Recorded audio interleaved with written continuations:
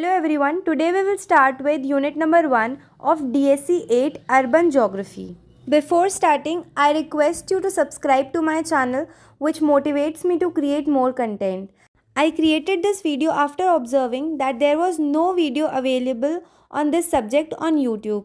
So I decided to take the initiative. It takes a lot of time and effort to create a single video. I am not asking you guys to pay for this video. I am just asking you guys to subscribe to my channel, which would be the best reward for my effort. So let's begin. यह एक बहुत interesting और practical subject है जो हमें cities, towns और उनकी growth को समझने में मदद करता है। आज के लेक्चर में हम अर्बन की डेफिनेशन, अर्बन ज्योग्राफी का नेचर और स्कोप और theories of urban origin detail में समझेंगे। मैं आपको रिलेटेबल एग्जाम्पल्स के साथ समझाऊंगी ताकि कॉन्सेप्ट क्लियर हो जाए। Have a look at the syllabus and then will start. So our first topic is definition of urban. Urban का क्या मतलब है? अर्बन एरियाज़ वो जगह है जो मॉडर्न, डेंसली पॉपुलेटेड और इंडस्ट्रियली डेवलप्ड होती हैं।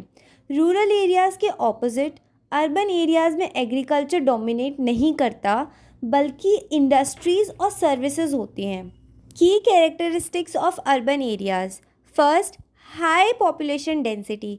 छोटी जगह में ज़्यादा लोग रहते हैं। फॉर एग्जांपल दिल्ली के फ्लैट्स और अपार्टमेंट्स जहाँ हज़ारों लोग रहते हैं। Second, economic activities.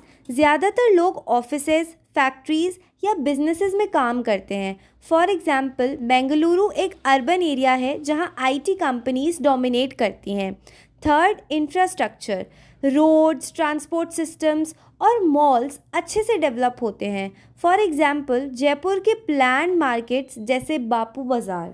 Urban areas में स्कूल्स, हॉस्पिटल्स और इलेक्ट्रिसिटी जैसी फैसिलिटीज़ ईजिली अवेलेबल होती है। So what is the difference between rural and urban areas? Rural areas Rampur जैसे गांव जहां फार्मिंग डोमिनेट करती है। अर्बन एरियाज़ मुंबई जैसे शहर जहां इंडस्ट्रीज और सर्विसेज लीड करती हैं। Now let's see nature and scope of urban geography. Urban geography एक इंटरडिसिप्लिनरी सब्जेक्ट है जो इकोनॉमिक्स, सोशियोलॉजी और एनवायरमेंटल साइंस के कॉन्सेप्ट को इंक्लूड करता है। So what is basically nature of urban geography? First, dynamic field. Her city की अपनी कल्चर और हिस्ट्री होती है। फॉर एग्जांपल जयपुर एक हिस्टोरिकल सिटी है जहां हेरिटेज डोमिनेट करता है, जबकि मुंबई एक मॉडर्न हब है। Second, interdisciplinary approach. Economics, business और इंडस्ट्रीज़ का स्टडी। सोशियोलॉजी, लोग कैसे रहते हैं और सोसाइटी कैसे डेवलप होती है। एनवायरमेंटल साइंस, सिटीज़ का एनवायरनमेंट पर impact. Now let's see scope of urban geography. So first, city planning. Better infrastructure बनाने के लिए अर्बन ज्योग्राफी का यूज़ होता है। फॉर एग्जांपल गुड़गांव के साइबर सिटी को सिस्टमैटिक प्लानिंग के साथ डेवलप किया गया। Second, urbanization study. Urban geography population growth और उसके इश्यूज़ को समझने में हेल्प करता है। फॉर एग्जांपल दिल्ली की अर्बनाइजेशन ने ट्रैफिक और पॉल्यूशन के इश्यूज़ को बढ़ा दिया है। Third, economic role of cities. Trade और कॉमर्स में सिटीज़ का इम्पोर्टेंस हाईलाइट करता है। फॉर एग्जांपल मुंबई एक फाइनेंशियल कैपिटल है जहां से ट्रेड और फाइनेंस का मेजर रोल होता है। Fourth, environmental impact. सिटीज़ का नेचुरल रिसोर्सेज पर क्या इफ़ेक्ट होता है ये समझना इसका एक पार्ट है। फॉर एग्जांपल बेंगलोर में अर्बन स्प्रॉल की वजह से ग्रीन कवर कम होता जा रहा है। Now let's discuss the theories of urban origin by Carter. Carter के अकॉर्डिंग सिटीज़ का ओरिजिन अलग अलग रीजन्स की वजह से हुआ। ये थ्योरीज एक्सप्लेन करती है कि रूरल एरियाज़ से अर्बन सेंटर्स कैसे डेवलप होते हैं। So the first theory is religious theory. कहते हैं कि एंशिएंट टाइम्स में सिटीज़ डेवलप होने का एक मेजर रीजन रिलीजन और फेथ था। लोग अपनी स्पिरिचुअल नीड्स को पूरा करने के लिए सेक्रेड प्लेसेस के पास सेटल होने लगे। अर्ली सोसाइटीज़ में रिलीजियस एक्टिविटीज़ काफ़ी सेंट्रल होती थी और टेम्पल्स, मॉस्क्स और सेक्रेड रिवर्स जैसे लैंडमार्क्स इम्पॉर्टेंट रोल प्ले करते थे। ये सेक्रेड प्लेसेस सिर्फ प्रेयर और रिचुअल्स के लिए नहीं बल्कि ट्रेड, एजुकेशन और कल्चर के भी सेंटर्स बन गए। पिलग्रिम्स और डिवोटीज़ कि विजिट्स की वजह से इंफ्रास्ट्रक्चर डेवलप होने लगा, जैसे अकोमोडेशंस, मार्केट और रोड्स। ये सिटीज़ का बेस बन गया। सेक्रेड प्लेसेस पर सेरेमनीज और फेस्टिवल्स लोगों को अट्रैक्ट करते थे और धीरे धीरे वहाँ एक परमानेंट सेटलमेंट बन जाता था। ये सेटलमेंट्स रिलीजियस इकोनॉमी पे डिपेंडेंट होती थी। यहाँ लोगों के लाइवलीहुड रिचुअल्स और पिलग्रिम से जुड़ी हुई एक्टिविटीज़ चलती थी। So let's see some examples of religious theory. First is Varanasi, India. ये गंगा के किनारे एक रिलीजियस सेंटर के रूप में डेवलप हुई। आज भी हिंदू डिवोटीज़ यहाँ आते हैं और यह टूरिज़्म इकोनॉमी का एक मेजर पार्ट है। So what are the key features of this theory?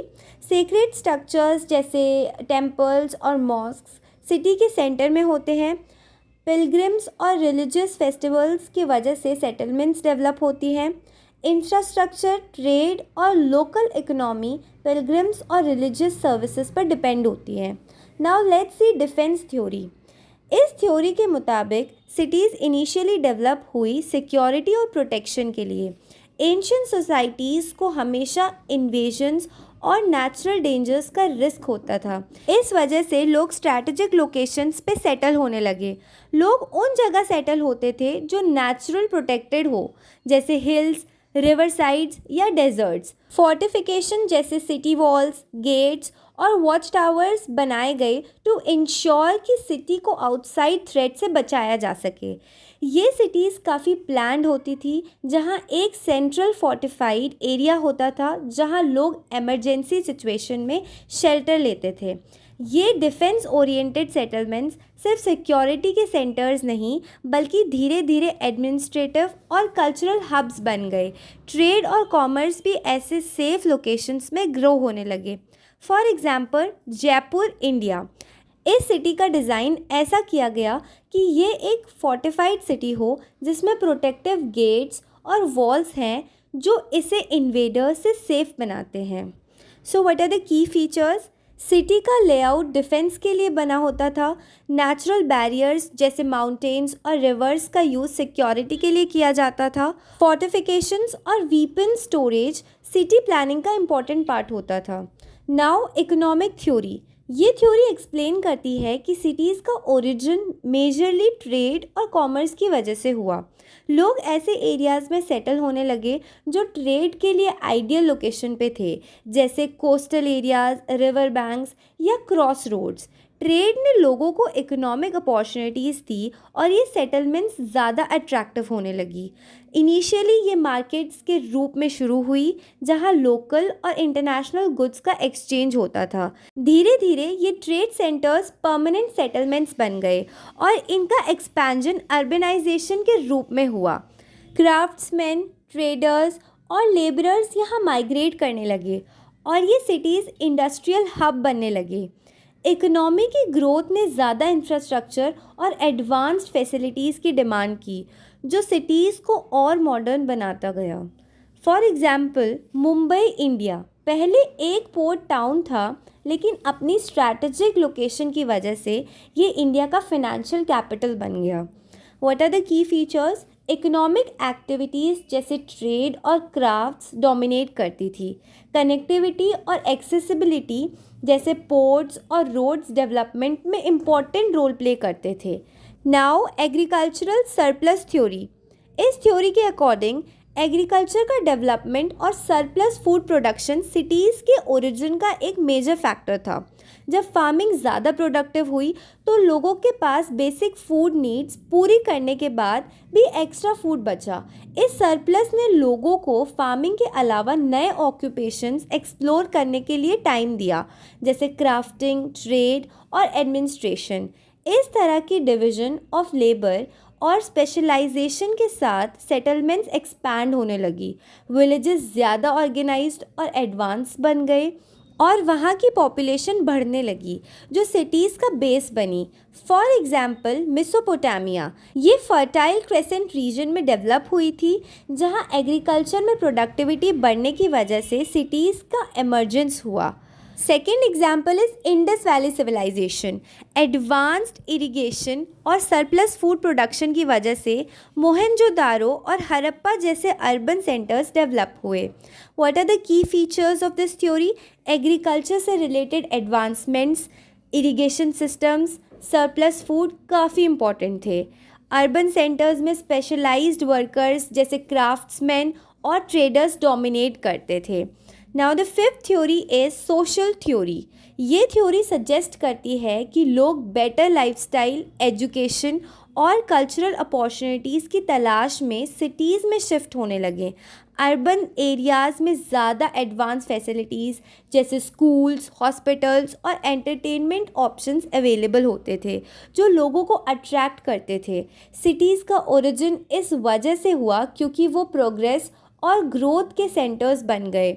Better social structures और लिविंग स्टैंडर्ड्स की तलाश में रूरल एरियाज़ के लोग माइग्रेट करते गए और सिटीज़ डेवलप होती गई। For example London, UK, universities और थिएटर्स जैसे इंस्टीट्यूशंस की वजह से ये एक कल्चरल और एजुकेशनल हब बन गया। Second example is Delhi, India. Education और एम्प्लॉयमेंट के ज़्यादा अपॉर्चुनिटीज़ की वजह से यहाँ काफ़ी माइग्रेशन होती है। की फीचर्स: सिटीज़ कल्चरल और लाइफस्टाइल सेंटर्स होते हैं, लोगों को बेटर अपॉर्चुनिटीज़ और फैसिलिटीज़ ऑफर करते हैं। Now let's see real life examples of urban origin. एक प्रैक्टिकल एग्जांपल समझते हैं। मान लीजिए एक रूरल एरिया में एक शुगर मिल लगती है। इनिशियली लोग वहाँ जॉब्स के लिए आते हैं, धीरे धीरे वहाँ स्कूल्स, मार्केट्स और हॉस्पिटल्स डेवलप होने लगते हैं। उस जगह की पॉपुलेशन बढ़ने लगती है और एक गांव विच इज़ विलेज धीरे धीरे एक अर्बन एरिया सिटी में कन्वर्ट हो जाता है। Now conclusion. अर्बन ज्योग्राफी हमें ये समझाता है कि सिटीज़ कैसे डेवलप होती है और उनका हमारी लाइफ और एनवायरनमेंट पर क्या इम्पैक्ट होता है। कार्टर की थ्योरीज जैसे religious needs, defence, economic opportunities, agriculture surplus और सोशल फैक्टर्स बताती है कि हर सिटी के ओरिजिन के अलग अलग रीजंस होते हैं। सिटीज़ सिर्फ सेटलमेंट्स नहीं बल्कि प्रोग्रेस, कल्चर और अपॉर्चुनिटीज़ के सेंटर्स हैं। अर्बन ज्योग्राफी का स्टडी हमें सिटी प्लानिंग, पॉपुलेशन इश्यूज़ और एनवायरमेंटल इम्पैक्ट समझाने में मदद करता है। जब भी आप किसी सिटी जाएं या फिर अगर आप सिटी में ही रहते हैं तो सोचिए कि उसकी ग्रोथ कैसे हुई होगी और वो किस थ्योरी के बेसिस पर डेवलप हुई होगी। So if you have any doubts related to anything, feel free to ask in the comment section. I will reply as soon as possible. And don't forget to subscribe to my channel. Thank you.